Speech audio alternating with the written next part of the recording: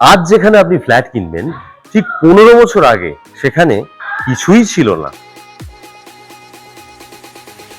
2010 Narendrapur almost MT, কিন্তু আজ EM bypass connect এবং মেট্রো এমন কিছু দূরে না। আর এখান থেকে গড়িয়া মাত্র 10 মিনিট। সামনেই দেখুন কামালগাছি ওভারব্রিজ।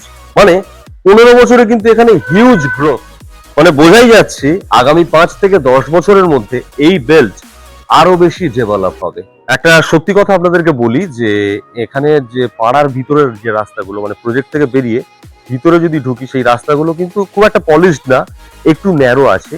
কিন্তু এটাও সত্যি এই প্রজেক্টটা একদম সাউদার্ন বাইপাসের গায়ে, মানে কামালগাছি ওভারব্রিজের জাস্ট নিচেই, সেই জন্য সেই নিয়ে কোনো সমস্যা নেই।